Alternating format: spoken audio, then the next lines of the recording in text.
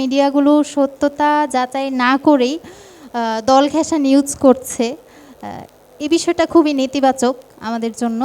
তারপর একটু হচ্ছে যেটা ভিউ বলে যেগুলোর ভিউ অনেক বেশি হয় মিডিয়াগুলো সেই নিউজ করে, এমন কিছু শব্দ ইউজ করে বা এমন অ্যাঙ্গেল থেকে একটা ছবি ক্যাপশনে দেয়, হ্যাঁ, এগুলো আসলে না করলেও চলে। কিন্তু আমাদের মনে হয় যে ভিউর জন্যই হয়তো করে।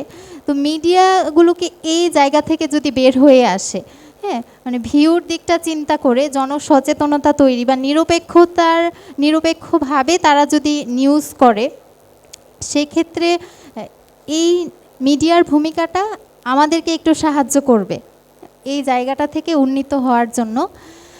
এবং বাস্তবিক ক্ষেত্রে আমরা যে বিষয়গুলো করতে পারি, আমাদের বাংলাদেশে সাইবার ও ডিজিটাল নিরাপত্তা আইন অলরেডি আছে। তো এই আইনের যথাযথ প্রয়োগ হচ্ছে না, বা অনেক ক্ষেত্রে নারীরা জিডি যে করতে যাবে সেই সাহসটুকুও পাচ্ছে না, বা আমার মনে হয় যে তারা জিডি যেখানে করতে যাবে সেখানেও হ্যারেস হয়ে আসবে যে আপনি কেমন, হ্যাঁ, আপনার তার চরিত্র নিয়ে বা তার পোশাক নিয়ে প্রশ্ন তোলা হবে, আরে আপনার পোশাক এরকম, তাহলে আপনাকে বলছে সমস্যা কী। তো এই যে একটা প্রসেস, হ্যাঁ, একজন ভুক্তভোগী নারী সে যে জিডি করবে, এই জিডি নেয়ার প্রসেসটাকে একটু সহজ করা, যে ব্যক্তিগুলো এই বিষয়গুলো ডিল করবে তারা যেন নিরপেক্ষ ভূমিকা পালন করে এবং এই আইনের প্রয়োগটা যেন যথাযথ হয়। যে জুমার কথায় আসছে যে ও জিডি করেছে কিন্তু এর পরে যে কি হয়েছে সেটা আর জানে না, হ্যাঁ। এবং আমরা দেখতে পাই যে শুধু এই ইস্যুটাই না, আরও বড় বড় যে ইস্যুগুলো আছে, ধর্ষণের মতো ইস্যু, সেখানেও আমরা কোনো বিচার আসলে দেখতে পাই না যে জিডির পরবর্তীতে কি হলো। কিন্তু ইন্টারেস্টিং বিষয় হচ্ছে, যদি কোনো নেতাকে নিয়ে ফেসবুকে একটা পোস্ট দেয়া হয়, অল্প সময়ের মধ্যে সেটার বিচার হয়ে যায়, হয়তোবা সেই পোস্টকারীকে গ্রেপ্তার করে ফেলা হয়েছে, তাকে আটকে রাখা হয়েছে, নির্যাতন করা হয়েছে। তাহলে নারীদেরকে নিয়ে যে অব্যাহতভাবে বুলিং করা হচ্ছে, সেই বিচারের প্রসেসটা এত জটিল কেন হয়ে যাচ্ছে বা এটার কোনো উপসংহার কেন আসছে না? তো এই জায়গাটাতে বিশেষভাবে মনোযোগী হওয়া দরকার, মনোযোগ দেওয়া দরকার। বিদ্যমান আইনের যে প্রয়োগ, এই প্রয়োগটাকে আরও বাস্তবসম্মত করা, এবং বর্তমান সময়ে যেহেতু এই বিষয়টা অনেক বেড়েছে একদম মহামারী আকারে, সেহেতু আইনে কিছু পরিবর্তন আনা যায় কি না, আরেকটু সহজ করা যায় কি না ভুক্তভোগীদের জন্য, এই বিষয়টাও বাংলাদেশের সরকার বিবেচনা করে দেখতে পারে। বাংলাদেশের পক্ষ থেকে ফেসবুক কর্তৃপক্ষের কাছে চিঠি পাঠানো, তাদের সেটিংসে কিছু পরিবর্তন আনা যায় কি না। জুমা তার কথায় বলেছে, বাংলাদেশে যেখানে এআই ইউজ করে ভুয়া ফটোকার্ড বা অশ্লীল কিছু ছবি ভিডিও বানানো হয়, সেখানে এআইকে ইউজ করেই হেট কমেন্ট বা বট আইডি আমরা যেটা বলি, এগুলো খুব সহজেই ডিটেক্ট করা যায়। বা ফেসবুক কর্তৃপক্ষ যদি চায় তাহলে কিছু ইনপুট সফটওয়্যারকে দিতে পারে, যেগুলো অটোমেটিক ডিটেক্ট করা যাবে। এমন হতে পারে যে হেট কমেন্ট বা যে বিষয়গুলো খুব বেশি নোংরা, সেগুলো অটোমেটিক্যালি ডিটেক্ট হয়ে সেই আইডিকে ব্লক করে দেয়া হচ্ছে বা সেই আইডি ডিসেবল করে দেয়া হচ্ছে। এই সেটিংস অন করা যায় কি না, তাহলে খুব সহজেই মানে অনলাইনের মাধ্যমে এই আইডিগুলোকে ডিসেবল করে দেয়া যাবে। যেমন 2025 সালের 14ই জুলাই ফেসবুক কর্তৃপক্ষ থেকে একটা নিউজ বের হয়েছিল যে তারা প্রায় 1 কোটি অ্যাকাউন্টকে ডিসেবল করে দিয়েছিল বিভিন্ন কারণে। তো বাংলাদেশ সরকার ফেসবুকের কাছে একটা চিঠি দিতে পারে কিনা, যেহেতু একদম আমাদের প্রধানমন্ত্রীর মেয়ে থেকে শুরু করে গ্রামের সকল নারীরাই এর ভুক্তভোগী, এবং আমরা দেখেছি যে রামিসার যে হত্যাকাণ্ডটা হলো, রামিসাকে নিয়ে কিভাবে নোংরামি করা হয়েছে, মানে কেউই আসলে রেহাই পাচ্ছে না।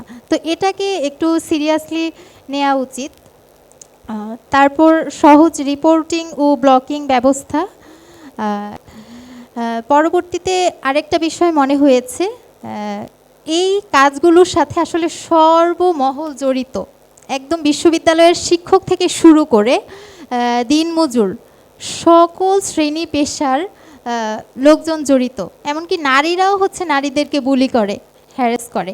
তো প্রত্যেকটা জায়গাতে সচেতনতা তৈরি এবং স্কুল কলেজ ইউনিভার্সিটিগুলোতে ডিজিটাল নাগরিকত্ব অনলাইন নৈতিকতা এই বিষয়টা অন্তর্ভুক্ত করা যায় কিনা, বা এই বিষয়েও কোনো সেমিনার সভা অ্যারেঞ্জ করা যায় কিনা, তাহলে হয়তো সচেতনতা তৈরি হবে। কারণ সর্বমহলের সচেতন ভূমিকা ছাড়া এই জায়গা থেকে আমরা কখনোই উন্নীত হতে পারবো না।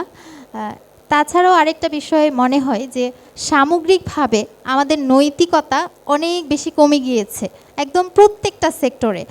যেসব লোকেরা অনলাইনে ক্রমাগত বুলিং করছে, তারা যে বাস্তব জীবনে নারীকে পর্যাপ্ত সম্মান দিচ্ছে বিষয়টা এমন না। হ্যাঁ, একদম বাস্তবিক সমাজেও নারীরা অনেক বেশি অত্যাচার নির্যাতনের শিকার হচ্ছে। বেশ কিছুদিন আগে আমার খুব বেশি খারাপ লেগেছে যে দেখছিলাম যে একজন হাজব্যান্ড তার ওয়াইফকে কিভাবে গলা চিপে হত্যা চেষ্টা করছে। খুবই খারাপ লাগছিল দেখতে।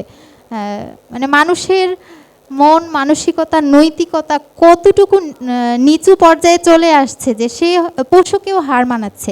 সেই জায়গা থেকে সমাজের প্রত্যেকটা স্তরে নৈতিকতার চর্চা অনেক অনেক বেশি জরুরি। এখানে নৈতিকতার চর্চা প্লাস ধর্মীয় অনুশাসন দুইটাকেই আমি অ্যাড করতে চাই। আমি যদি একটা হাদিস এখানে বলি, রাসূল সাল্লাল্লাহু আলাইহি সাল্লাম বলেছেন, কোনো ব্যক্তির মিথ্যাবাদী হওয়ার জন্য এটাই যথেষ্ট, সে যা শুনে যাচাই করা ছাড়াই তা প্রচার করে। তো এই যে একটা অনলাইনে আমরা যে প্রবণতা দেখি যে একটা ফটো কার্ড পেলাম, আমার দলের বিরুদ্ধে কাউকে আমি কোণঠাসা করতে পারবো, তো আমি শেয়ার করে দিই। এই নিউজটা আসলে সত্য কি না সেটা যাচাই করার প্রয়োজনীয়তা অনুভব করি না। তো এই জায়গায় আমাদের মনে হয় যে শুধুমাত্র আইন দিয়ে কঠোর শাস্তি দিয়ে আমরা কমাতে পারবো, কিন্তু পুরোপুরি বন্ধ করতে পারবো না। তো পুরোপুরি বন্ধ করার জন্য আমাদের এই যে নৈতিকতা, মানুষের ভেতরকার যে পরিবর্তন, এই ভেতরকার পরিবর্তনটাও জরুরি। এবং ভেতরকার পরিবর্তনের জন্য ধর্মীয় অনুশাসনটা অনেক বেশি জরুরি।